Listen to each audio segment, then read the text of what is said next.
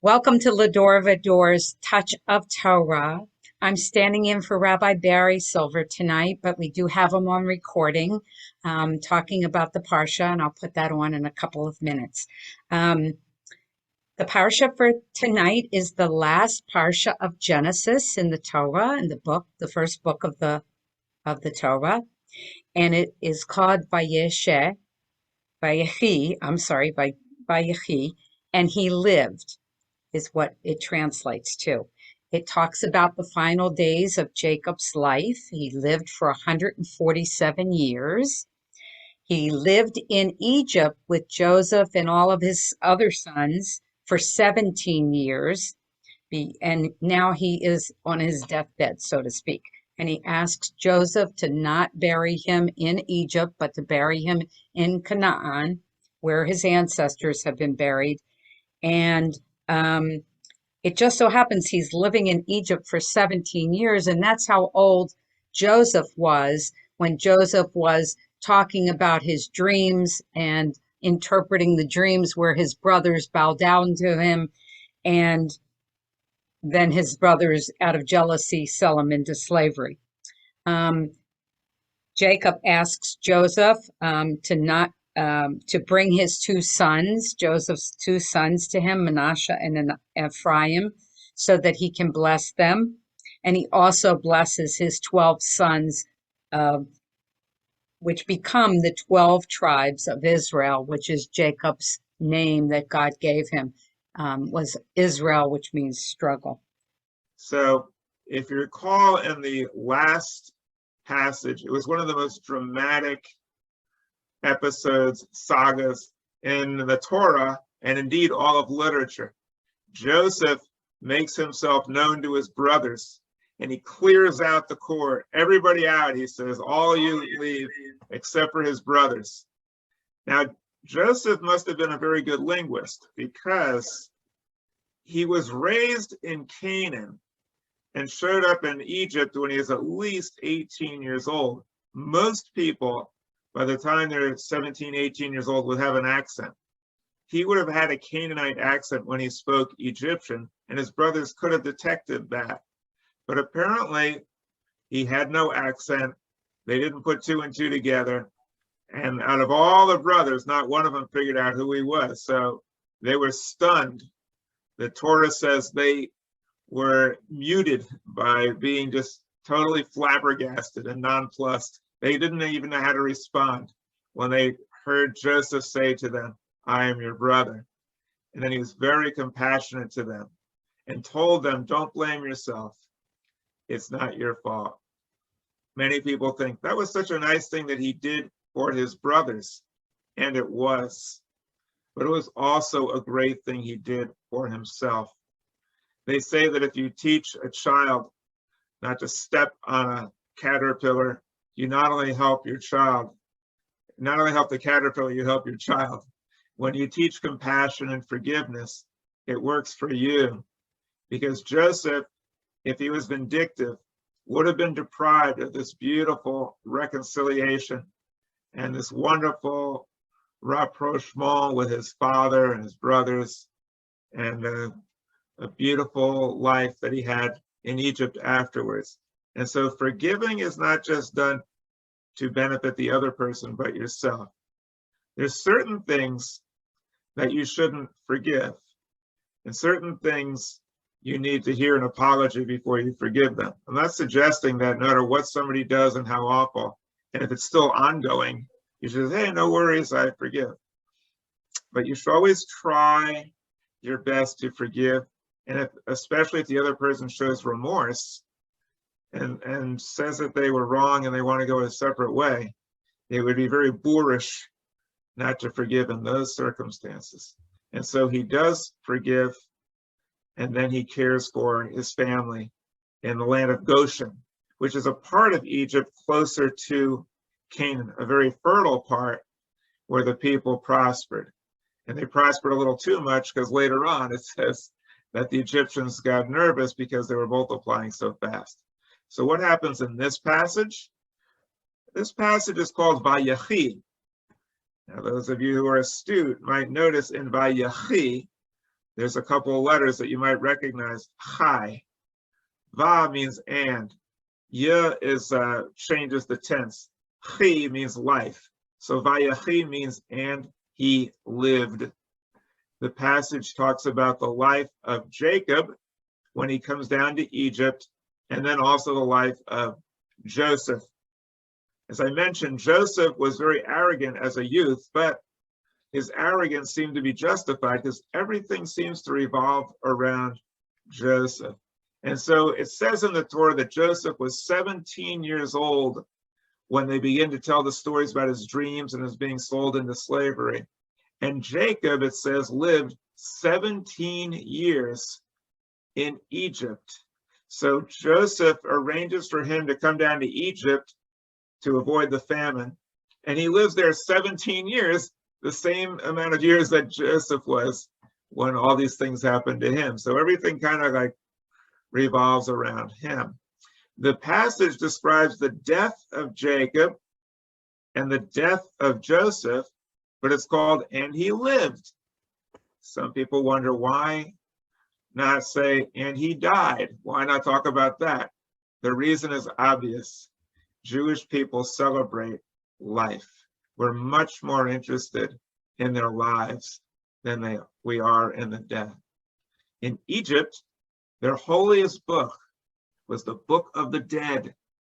It told all about what happens when you die and you go off into some other world. At least if you were a pharaoh. If you were a commoner, you might go as a slave or you didn't get an afterlife. But if they built you a nice sarcophagus, you could go to another world. And that's where the real action was, after death. Judaism is the opposite. We don't have a Book of the Dead. We celebrate life. And so the passage that describes the death of Joseph and Jacob is called Vayechi, and he lived. A couple of interesting things in this passage. It's rather short, but there are some good parts to it. One is Joseph says, and Jacob, that they want to be buried in Canaan. They don't want to be buried in Egypt.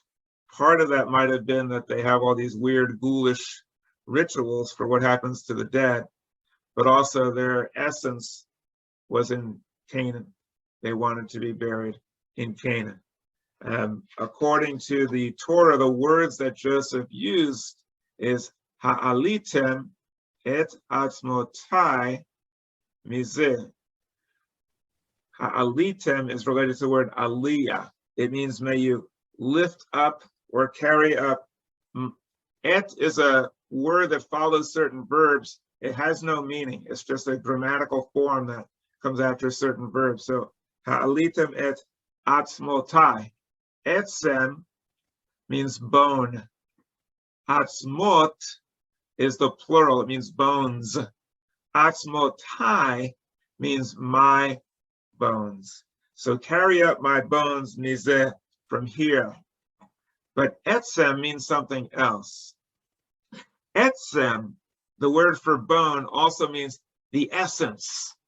And the words are similar, your bones, your essence. So it could also be interpreted, it's always translated, carry my bones up to Canaan. That's what everybody thinks. I like to think that maybe what he was saying is, carry my essence back to Canaan. The message of who I am, my legacy, the traditions of the Jewish people, and the message that I'm conveying, carry this message of my essence up into Canaan so that it will continue there and not be buried with me in Egypt. Another interesting part of the passage that I like, again, it doesn't seem on its face to mean very much, but you kind of have to read into it to get there. It says, Yisimcha Elohim ke'Ephraim v'cha Menashe. And what that means is translated is, it's a blessing that is given to sons. If you want to bless your children, you say to them, V'simcha Elohim ke'Ephraim v'cha Menashe. May you be blessed as Ephraim and Menashe. Some people find this rather peculiar. Why mention Ephraim and Menashe? these are two of the least known people in the Bible. If you were to ask someone, describe the life of Ephraim and Manasseh, you'd be hard pressed for anyone to tell you anything. There's not much written about them in the Torah anyway. It's not like Abraham or Moses or Jacob, Joshua. No, no, no. So what's so special about these guys? Well, nobody really knows, but the way I look at it is this. It says that these two, Ephraim and Manasseh, who were they, among all the brothers who were fighting and arguing, these two got along. They established friendly relations with each other. And so maybe what the Torah is trying to tell us is that Jewish people should get along with one another. And if the two of you get along, if two people get along like brothers, that's a beautiful thing. So maybe that's what it has in mind when it says, may you be like Ephraim and Manasseh. May you be at peace and in harmony with your brethren. Another interesting part of the passage is when the brothers find out that Joseph, the leader of Egypt, is actually their brother, they're flabbergasted, and they just fall down. It says they fall down on their faces and they bow down to him. And they bow down to him like they're his slaves, which is ironic because that's exactly what happened in his dream. When Joseph was younger, they're bowing down to him. So they bowed down to him. And when he was younger, he was gloating over, wow, you guys are going to bow down to me. Isn't this great? But this time, now that he's matured, they bow down to him. And he says, I'm going from memory, I believe these are exact words, Ha'im ani tachat Adonai. What he's saying is, what are you doing? Am I a god to you? Get up, get off your knees. What is this? And how could a person be a substitute for God? So the maturity of Joseph is remarkable in that he now has them literally at his feet. And he's saying, I'm not interested in having you worship me or bow down to me. All I want is to be your brother and to share love and to take care of you and to love you. I just want to be reconciled with my family. That's all I want. And so it's a beautiful, beautiful passage. Teaches us so many wonderful lessons about don't worry about fame and fortune. It's nice if you can have it and do something good. But what's really important, the essence, the etzem, is to be at peace with a loving family. That's what it's all about. Does anybody have anything they want to share about what Rabbi talked about of the parasha? I see Stanley, and I thought I saw Valerie. Stanley, go ahead. No, I was just waving to Valerie. Oh, okay. Valerie, you have something to say? Go ahead. Go ahead. You're unmuted, Valerie. Oh, okay. Well, everybody keeps talking about this one lives to 120, this one lives to 190, this one lives to 900 years. This gives you great pause to think about, was time travel really something? And is it really something that we just never really understood? And is it happening now? I mean, these people lived very difficult, strenuous, tough lives. And you would think that, they would have a shorter lifespan, but all of these iconic figures supposedly last so many years through generations. How can that possibly be unless you apply Einsteinian theory of time travel?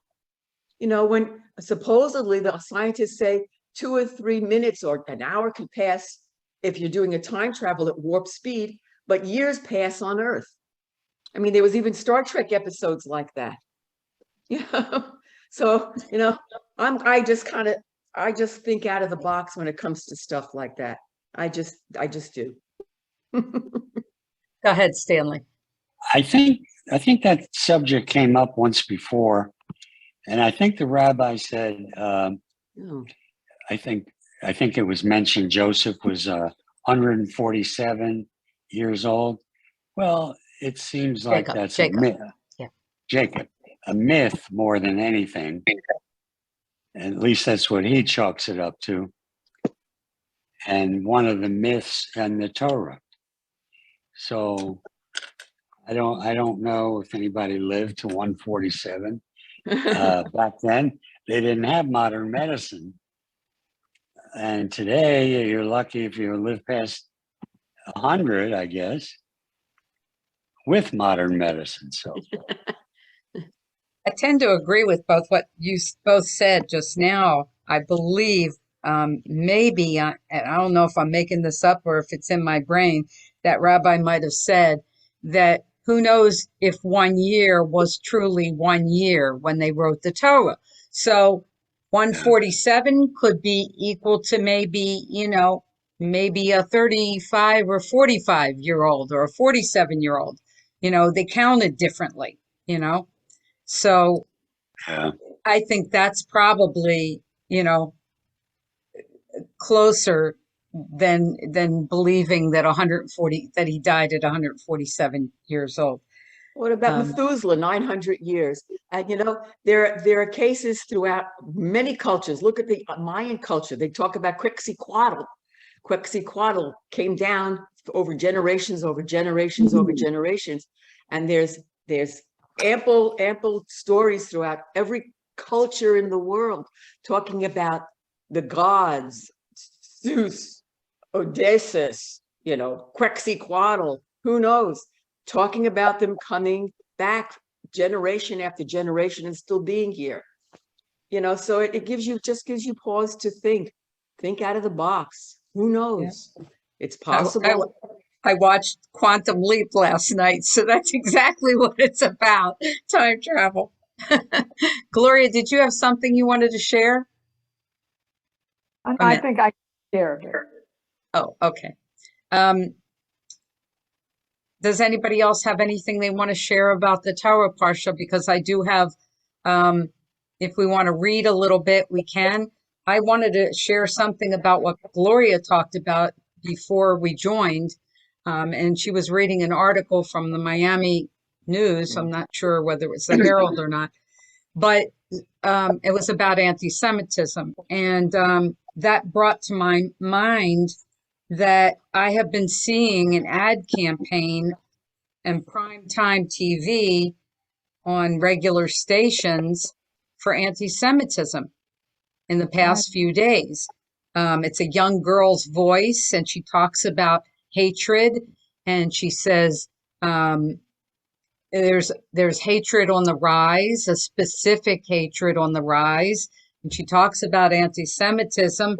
And at the end, I think it's called Light the Way or something like that campaign. That is, and I thought that was pretty unique. I've seen it 3 or 4 times now in the past week. And I think it's amazing that they're putting that on national TV. I also saw a similar campaign from, I guess it's something to do with Sandy Hook, which is the 10-year anniversary of the Sandy Hook Elementary School shooting, and that's about gun violence. And that was has been on the TV also, but that's it says at the end who's paying for it is some kind of campaign from the Sandy Hook, whether it's from the parents or the families or something like that. But this anti-Semitism, it doesn't really say other than light the way at the end. So I thought that was very intriguing that Gloria shared that. The article, Gloria, was from the Miami Herald.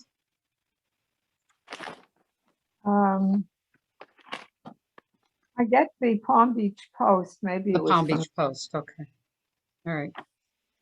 Anyhow, would you care to read a little bit of the Parsha in translation before we go off? Does that interest anybody? If so, sure. I will put it up, and we can do that because I think it's important to read about it. Let me get everybody up here. So, Stanley, you want to start reading? Maybe a few paragraphs. I'll as you read. Jacob. Can everybody see it? Okay, on the screen. Okay. Jacob and all his sons and their families are now settled in Egypt with Joseph, who is the second most powerful man in the Pharaoh's kingdom. Jacob lived in Egypt for 17 years, and he was 147 years old. Sure he was. Jacob, also called Israel, said to Joseph, "If I have found favor in your eyes, then swear to me that you will not bury me in Egypt, but with my fathers in Canaan." Joseph agreed, then later received word that his father was dying. Joseph took his two sons, Manasseh and Ephraim, to see Jacob. Jacob sat up in bed, saying, "God, the all-sufficing, appeared to me in the land of Canaan and blessed me. God said to me, 'Behold, I will make you fruitful and will multiply you, and I will let you become a community of nations and will give this land to your seed after you as an everlasting possession.'" Valerie, And you want to Jacob, pick up? Valerie, you want to pick up? Then Jacob added. But then Jacob added, "Now bring your sons to me so that I may bless them. Your two sons born before I came to Egypt shall belong to me just like Reuben and Simeon. But the children whom you beget after them shall remain yours." Jacob could not see, so Joseph brought his sons close enough to his father so his father could embrace them. Jacob said to Joseph, "I had not thought it possible that I would see your face, and now God has let me see even your seed." Joseph had his sons kneel before Jacob. Ephraim was to Jacob's left and Manasseh to Jacob's right. Jacob then stretched out his right hand and placed it upon Ephraim's head, though he was the younger, and his left hand upon Manasseh's head. He guided his hands deliberately, for Manasseh was the firstborn. He said, "The God before me, whom my fathers Abraham and Isaac conducted themselves, the God who has been my shepherd for my existence until this day, the angel who has delivered me from all evil, bless the lads, so that my name and the name of my fathers, Abraham and Isaac, may be called in them, and they may multiply like fish in the midst of the earth." So just to share what we just heard is Manasseh was the firstborn, and yet he specifically blessed Ephraim. He reversed them. And the reason that he says he reversed them was specifically because he felt that Ephraim was going to lead a more powerful life. So I'm going to skip forward a little bit. And Gloria, I know you have problems with your eyes. So Alan, you're not available to read. I don't think you're on. Jeff, would you like to read a little? I'll try. I also have issues with my eyes, but I'll try. Okay. If you can't, then we can have somebody else. Okay, thank you. These are the 12 tribes of Israel. After he blessed them, Jacob commanded them to bury him in the cave of Machpelah in the land of Canaan, where Abraham and Sarah, Isaac and Rebekah and Leah were buried. Jacob dies and is gathered to his peoples. Joseph commanded his servants and physicians to embalm his father. It took 40 days for embalming. The Egyptians wept for 70 days. Then, with Pharaoh's permission, Joseph went with all his servants and elders to bury his father. When they came to Bramble Barn beyond the Jordan, they held a very great and impressive lamentation with a 7-day mourning period. The sons then buried Jacob as he requested. Thank you, Jeff. I'm going to ask Jenny. Jenny, would you like to read a little? Sure. Starting with, Am I unmuted? Jacob. Oh, where do I start? With Jacob buried, right here. With Jacob buried, the brothers worried that Jacob might hold a grudge against them and punish them for the evil done before. So they said to Joseph, "Our father said to please forgive the crimes of your brothers." The brothers then bowed low, saying, "Here we are, your slaves."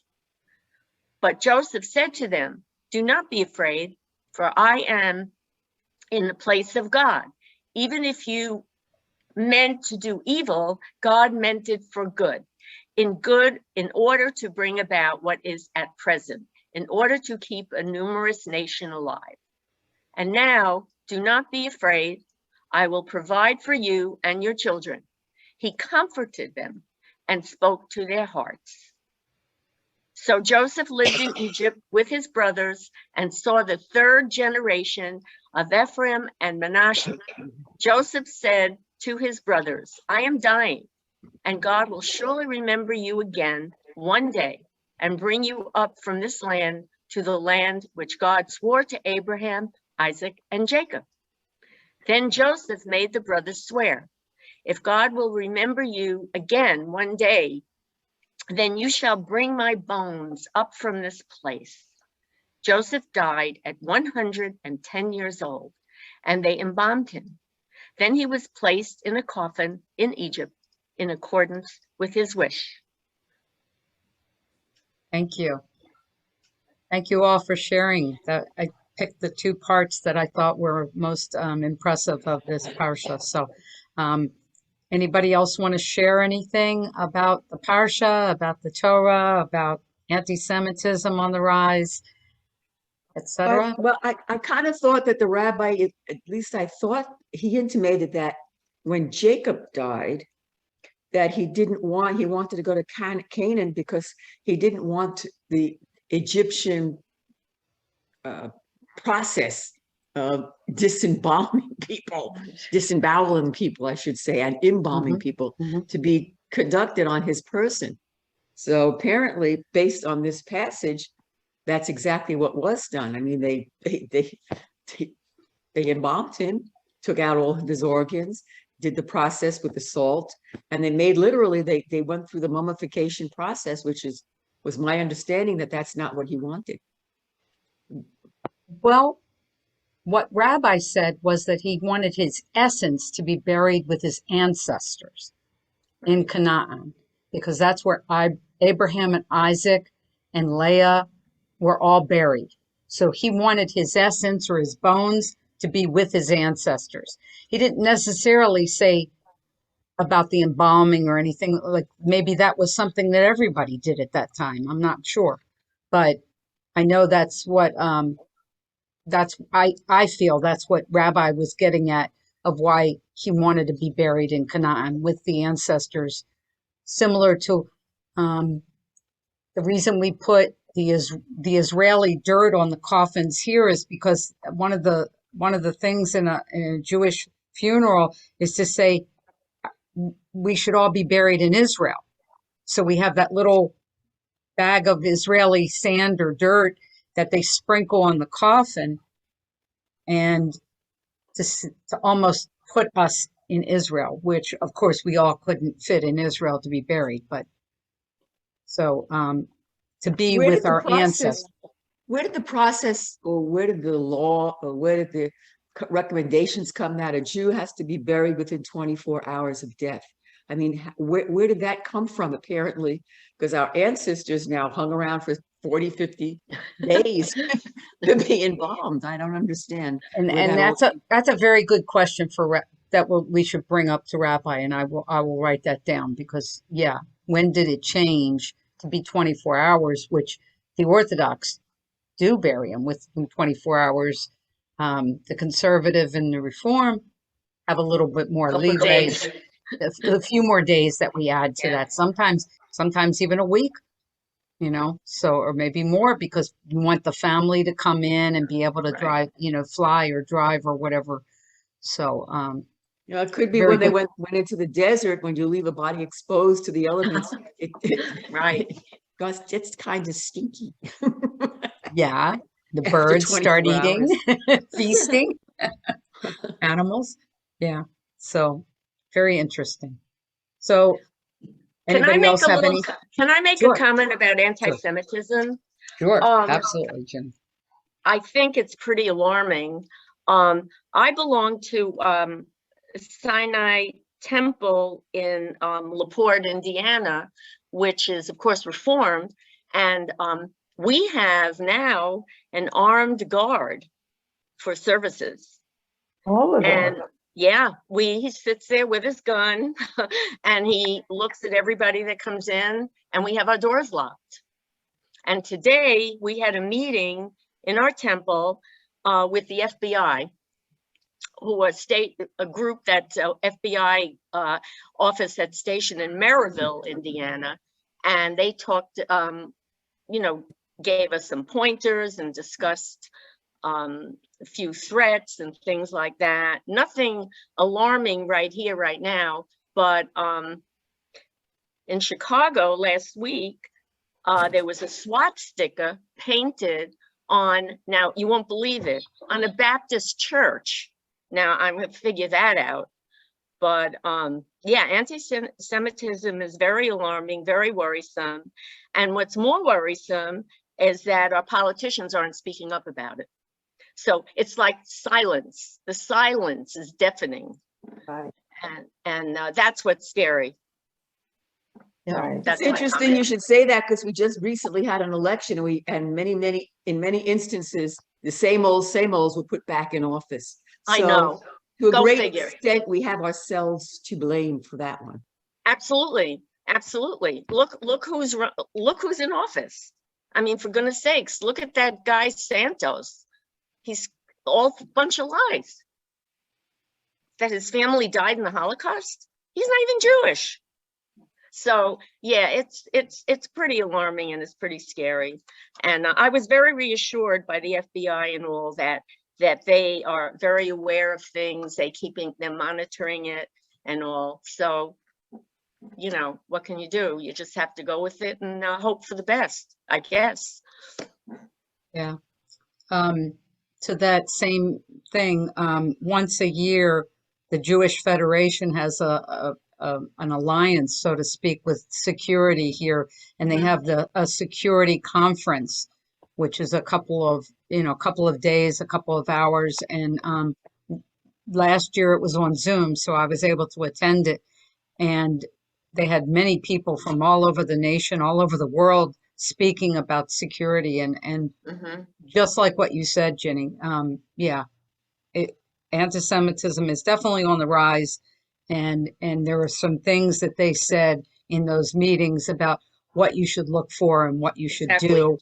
And you go into a new building, any kind of building, whether it's a movie theater or a restaurant, the first thing you should look at is where are the emergency exits and where do I go just in case? Because you never know. You just never know. I just took an active shooter training. We had active shooter training. And this is the second one I've taken. And exactly, you look for the exits. I mean, I never thought I'd ever live to see this. I know. Whoever, active shooter training and a guard with a gun standing at our temple. I mean, it's just alarming, really alarming. It is. Well, thank you all for your time tonight. I really appreciate you all being here and shedding light on the Torah as well as anti-Semitism and just having a general conversation. It's just great to be with you guys, and thank you. Happy New Year to all, and a happy and a healthy one.